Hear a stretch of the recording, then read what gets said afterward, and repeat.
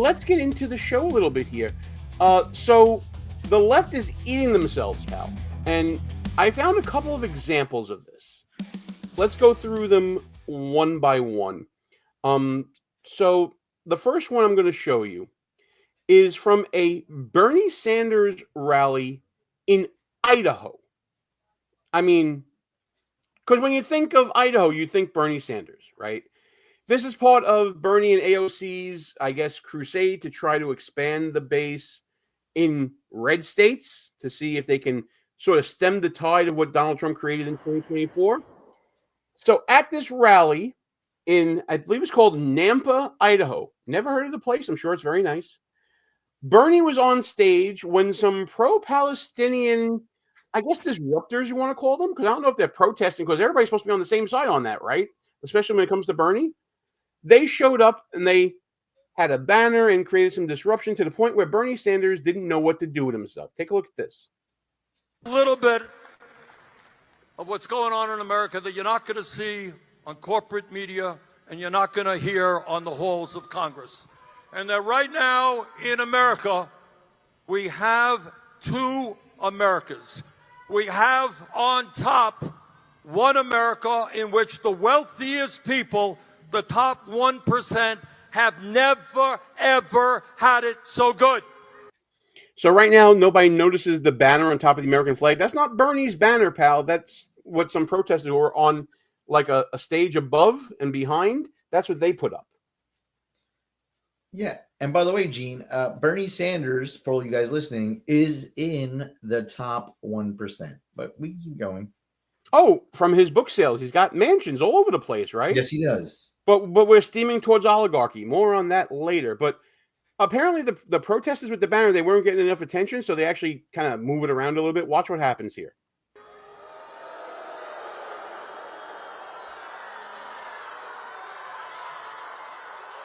He thinks he's doing good.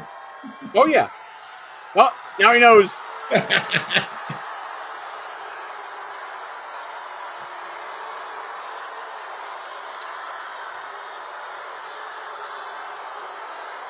What do I do? What do I do?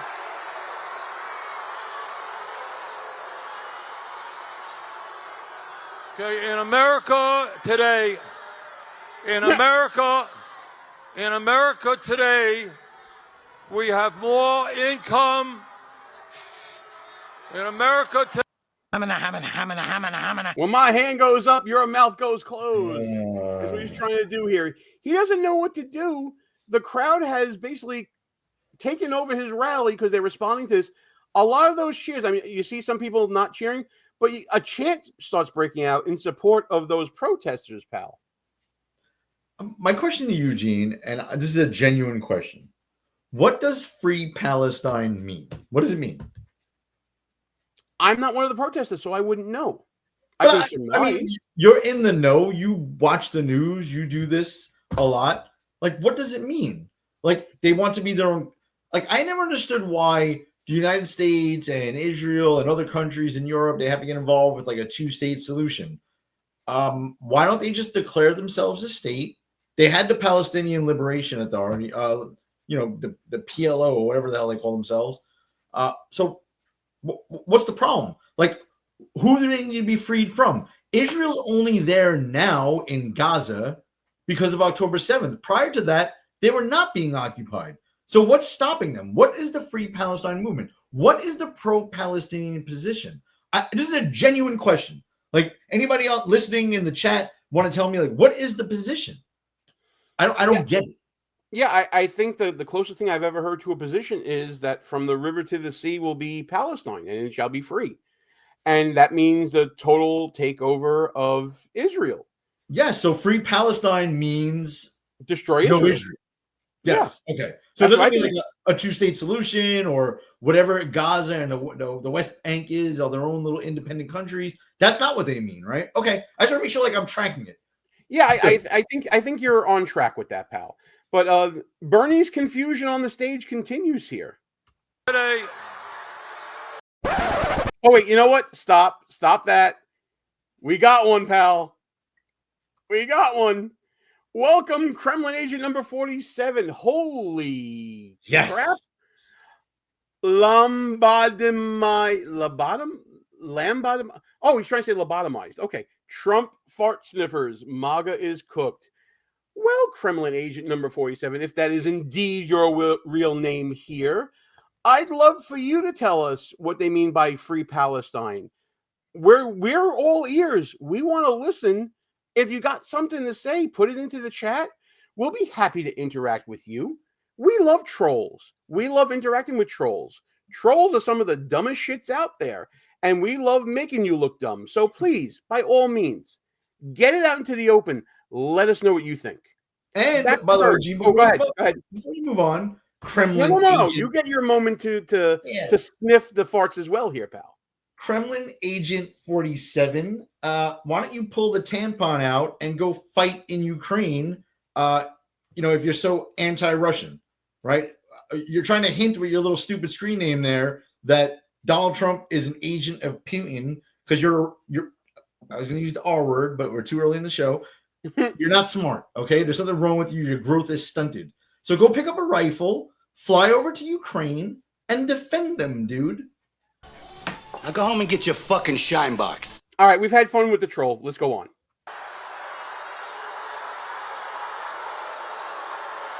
Bernie don't know what to do with himself. I love it. In America today, that's now 3 times, right?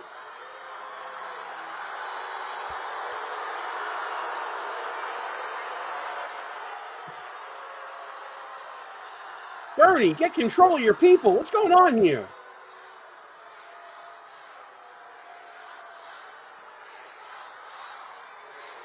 And there are the chants, pal. You hear him right now. There are the chants. Free Palestine in his own crowd. It's been taken over by those disruptors in the backstage balcony over there. By the way, Gene, where did Bernie Sanders go on his honeymoon? Do you remember? So I know de Blasio went to Cuba. Did he go to Cuba as well? He went to Moscow. Oh, he went to Moscow. Yeah, I Kremlin agent 47. I don't know if you knew that, but okay, we'll let that one go too. Sure, I mean, because why not? But seriously, Kremlin agent 47. If you're out there, tell us what free Palestine means to you. We're happy to listen.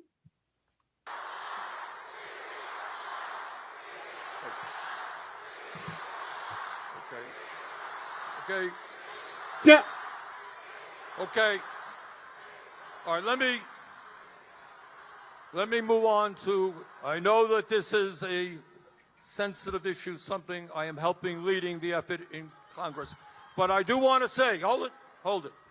What we have also got to focus on is the crisis facing not only the people in Gaza, but the crisis facing the working class of this country. Dare I say that was America First from Bernie Sanders? Just saying.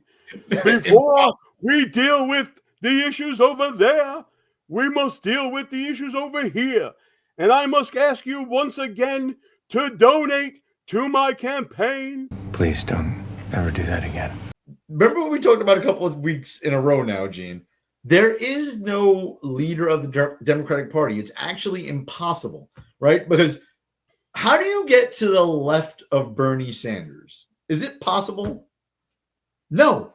So, but those people who put up that banner may actually be further to the left than Bernie Sanders. So there's no way to get a coalition on the left side of the political spectrum in this country anymore. It's just not possible for them because the middle has actually moved to the right because they went so far left. It's just impossible. There is no helping them anymore. There's no helping them anymore on certainly those policy things, but Bernie and AOC are on this crusade, I said before, touring the nation, mostly red states, to engage in conversation. They're calling it the Fight Oligarchy Tour, I guess, or something like that. You saw the podium. It said that. Something that Bernie Sanders likes to talk about. Well, people on X, like Mays and Elon Musk, they've been posting this video of Bernie talking about oligarchy and how we're rapidly heading towards oligarchy. And in fact, we've been moving so rapidly towards oligarchy that Bernie's been talking about this since the 90s. Check this out. I'm just going to let this play out here. This great country of ours is moving very rapidly in the direction of oligarchy. The United States of America today is increasingly becoming an oligarchy. More and more moving toward an oligarchy. We are moving in the direction of oligarchy. We will move even more rapidly in the direction of an oligarchy. This great country is evolving into an oligarchic society. It is called oligarchy, and that is the system we are rapidly moving toward. This is a budget that moves our country rapidly into the direction of oligarchy. A handful of billionaires are moving this entire planet toward an oligarchic society. Start off with the bad news, which is pretty bad, and that is that under Donald Trump, this country is hurtling rapidly toward oligarchy. So I just want to wish everybody a happy 32nd anniversary of rapidly moving towards oligarchy. It's been delayed more often than a train at Penn Station. 32 years of this nonsense, my friend. What do you think? First of all, Bernie used to always say millionaires and billionaires, and then he took off the millionaires once he became a millionaire, right? Now he only says billionaires. The next thing, it would have been real nice if under each one of those years you had his net worth so we could track how much he's made over the last 32 years. And lastly, Gene, how in the hell has Bernie Sanders been old since 1993? I don't get it. He was old 32 years ago. Those of us who gray prematurely, like I've been since my 20s, we just have that air of maturity about us. For all we know, Bernie Sanders, how old is he now? He's like 80. Let's say he's 80 now. I don't know how old he is. But 32 years ago, that was him at 58. The aging process stopped at 58. I'll give him that because he's always looked like he's been 80 since the 90s. The only thing I'll give him, Gene, is that he's still, even in 1993, he was more coherent than Biden is today. I'll give him that. Yeah, I'll give him that as well. Before we move on to the next topic of this left eating themselves, just want to remind everybody to please hit that thumbs up button wherever you are watching the show. Like it, share it, subscribe to the channel wherever you're watching, whether it's on YouTube, whether it's on Rumble or X. Follow, like, share, all the stuff that you do on social media to help us out. So the second example, I should say, the second example of the left eating themselves is what happened in Pennsylvania with the attempted arson of the governor's house in Pennsylvania, where Josh Shapiro and his family were having Passover Seder. Have you heard about this, pal? Yeah. What are you talking about, left eating left? Wasn't that a white supremacist, Elon Musk, Nazi saluting person? It had to be, right? Wrong, wrong, wrong, wrong. Wrong, wrong, wrong, wrong. One would think so. But as it turns out, according to the news and according to law enforcement officials, that was not the case. This is from a local Pennsylvania news station. I believe it's the ABC affiliate in Philadelphia. Suspected arsonist who allegedly tried to attack Pennsylvania Governor Josh Shapiro decided to firebomb the governor's mansion because of, quote, what he wants to do to the Palestinian people. That's according to a search warrant signed by Pennsylvania State Police. First of all, look at this winner on your screen right now. Second of all, it's not right-wing media saying this. It's the law enforcement agencies who swore out the warrant for this cretin's arrest. So you wonder why certain stories don't get reported on more, like this whole arson of a governor's house? It's nowhere in the news as it would be, say, if this was a radical, far fringe right person who would have done this, right? But I feel like we're making progress. I'm learning tonight, Gene. So I'm learning that the Free Palestine position includes burning down the Jewish governor of Pennsylvania's house. Okay, hold on. I'm going to write that down because I'm getting there. I'm getting closer to what that position actually is. Okay. While you're pondering, let's continue on. Law enforcement sources tell ABC News 38-year-old Cody Balmer targeted Shapiro, quote, based on perceived injustices to the people of Palestine. The cleanup process continues today at the mansion in Harrisburg. Place was destroyed, and I'm glad that his family is safe, but this is how the far left airs their grievances, even towards their own fellow leftists and Democrats, I should say, and liberals. And I'm sincerely happy that everyone's okay, but I assume that this individual will have no cash bail and be free until, because he's innocent until proven guilty, right? So he should be, just because he doesn't have money doesn't mean we should hold him until trial. I just hope that that's understood. I see what you did there. I think I'm going to start being liberal on the show, Gene. I'd like to take the opposite position of sanity for the rest of the show. It's nice to live in a different reality where it's all kumbaya and all that, but apparently it's not when this is happening to Democrats now. And apparently the label Democrat or liberal doesn't matter to the leftists who support Hamas and want to talk about free Palestine when they're just going after a Jewish Democrat now who's in office. But let's go on here. Following the attack early Sunday morning, police say Balmer set fire to a dining area in the residence where Governor Josh Shapiro and his family had hosted a Passover Seder just hours earlier. Governor Shapiro addressed the attack during an appearance just minutes ago in Hershey. Nothing he could do would deter me from doing my job as governor. Nothing he could do would deter me from proudly and openly practicing my faith. Pennsylvania State Police announced today it is using a third party to conduct an independent security review. The probe will examine what led to the security breach and what charges need to be filed. So is that a hate crime? Or is he going to be charged with a hate crime? No. I wonder. Well, maybe by the feds, possibly. Maybe. Don't you think I agree with this totally. The Fed should take over this case and charge him federally with a hate crime. Absolutely. Or whatever up charges they can do. I mean, I agree with you, but let me just talk to the governor for a second. Josh. Bobby.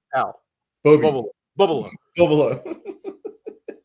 Your party hates you because you're not only white, but you're Jewish. I'll say it every week until the next presidential cycle. Josh Shapiro is not a serious contender. Why? Because the Democratic Party are racist anti-Semites. Period. And look no further than the VP pick with Kamala Harris. Now, Josh Shapiro may have turned it down. I don't know what the rumors are on that. He may have turned it down thinking he has his own future as the head of a ticket. But I guarantee you that the orbit around Kamala Harris was saying, don't pick Josh Shapiro because it'll hurt you with the voters in Michigan that will vote against you. It turns out she lost Michigan anyway, but she may have lost it by even more if she would have picked Josh Shapiro. Yeah. The Rashida Tlaib wing of the party may not have been very happy with that. In the Democratic hierarchy, man, a gay Midwestern governor beats a Jewish Northeastern governor. I'll just leave it there. It's a world gone mad, isn't it, pal? It's a world gone mad. That's why they picked, what's his name? Oh, yeah, Timmy Boy. Yeah, they picked Tim. Tampon Tim. Your fellow Sergeant Major. I should point out. Fake. He was fake. Come on, you know this. By the way, did you see over this? Did you see that video where he was doing something in like the legislature in Minnesota and they invited some veterans group and they basically booed him before he even started talking? I missed that, but that is great. Welcome to the Capitol. It's great that you're up. Sir, you're welcome to come. Let me finish.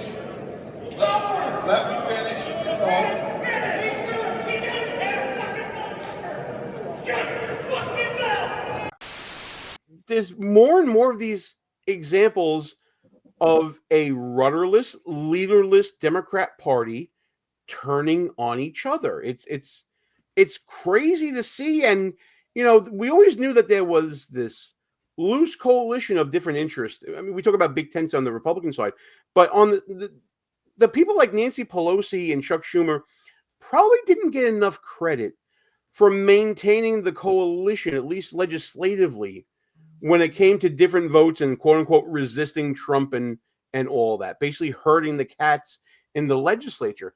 And now those same people who did that job are not being thanked or, not still considered part of the true leadership.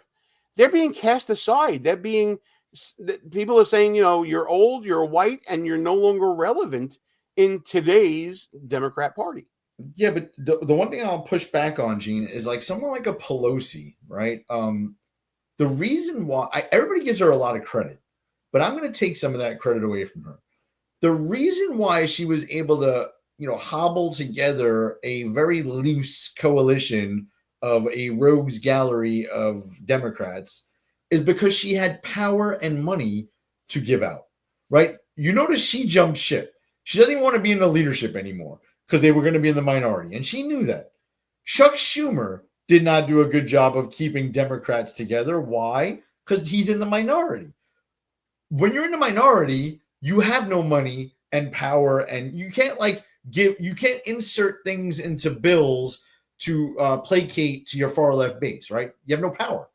So keeping this rogues gallery together going forward is impossible for the Democrats going forward. They can't. There's nothing to give them, right? And they can't unify behind anything. So I do think they're in a bigger mess than the Republicans ever were, because the Republicans never depended on I'll throw my support behind a more conservative guy if he builds this bridge in my state. Like that was never really a thing for us, right? Because at the end of the day, ideology sort of was like what the lodestar of the Republican side of the aisle. The Democrats, it's not. Yeah, I mean, with the Republicans, at least it was always the three-legged stool, right?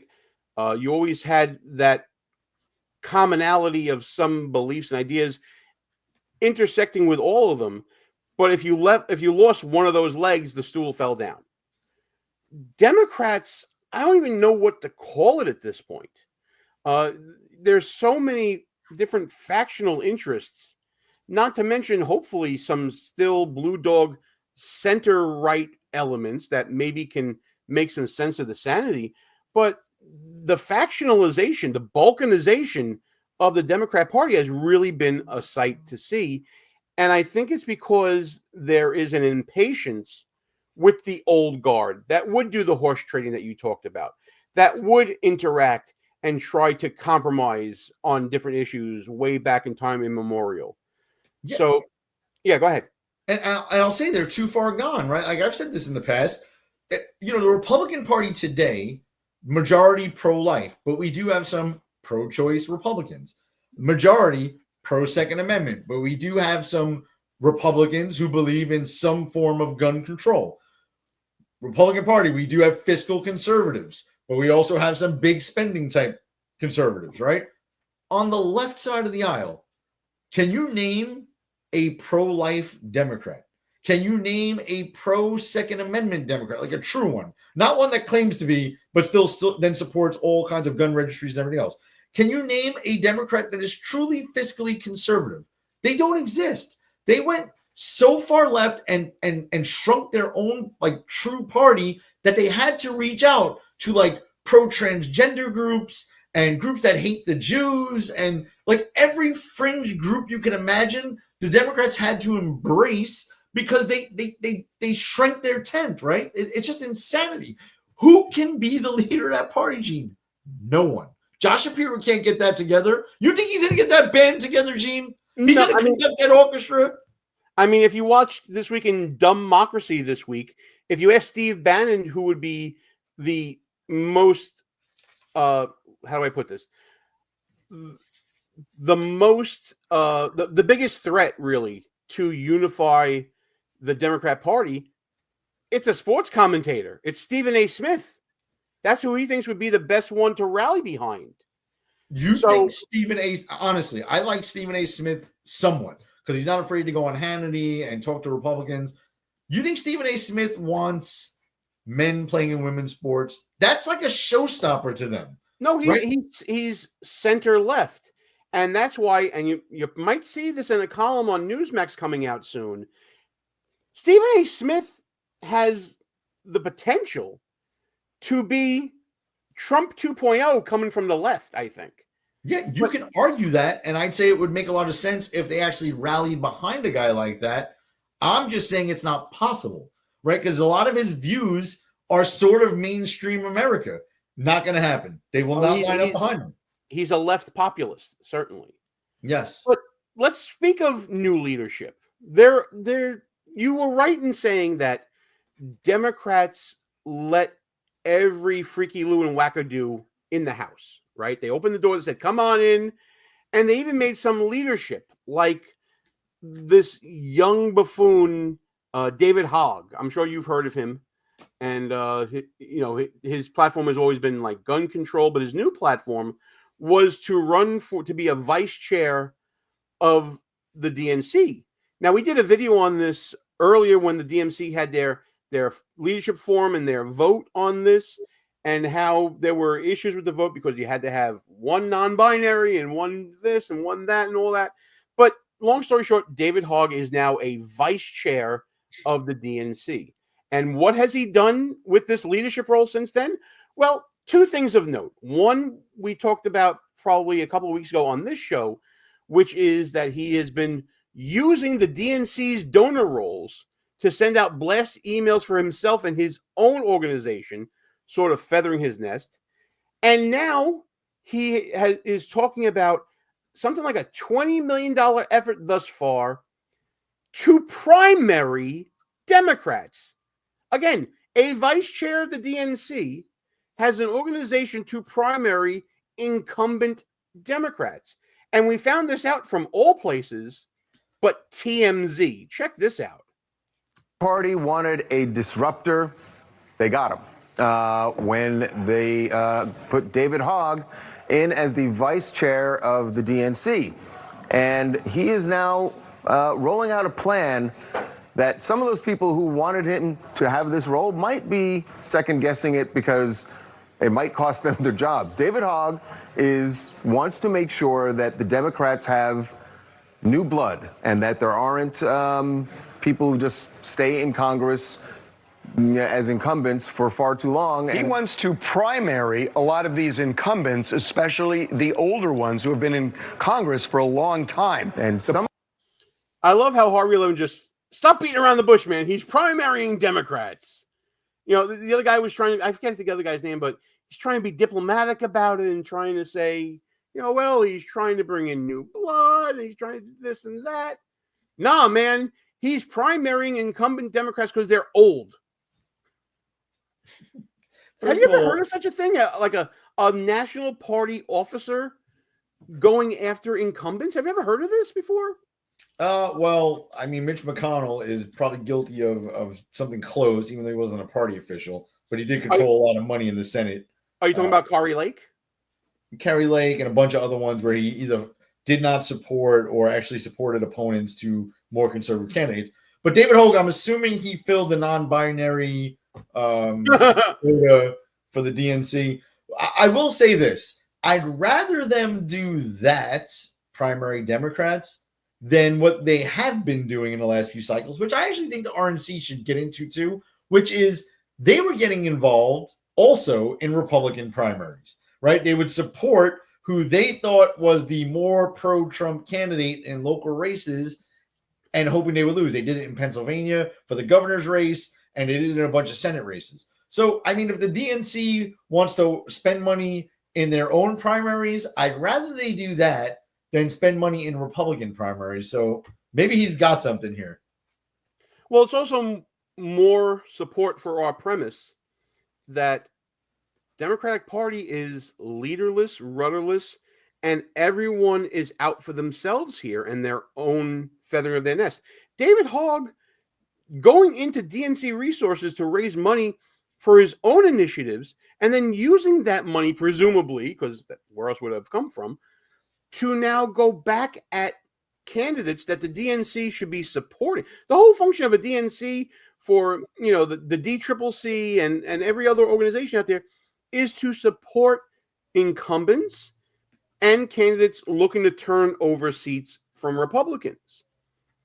David Hogg is now, he's being a hog, really. He's taking all the money for himself, and he's trying to remake the party that he swore an oath to serve.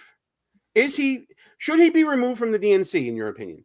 No, I disagree with you, Gene. I think he's doing a great job. I think that the Democrats are not far enough left, and I think that David Hogg should push them further left and solidify that party around a far left extremist agenda. I think that is what the party needs, and that's what will help them going forward in future elections. And by them, we mean the RNC and Republicans. If you like that clip from our new show, Behind Enemy Lines, please subscribe to the channel, hit the notification bell so you don't miss any other shows, and tune in live every Wednesday night at 9 p.m. Eastern Time.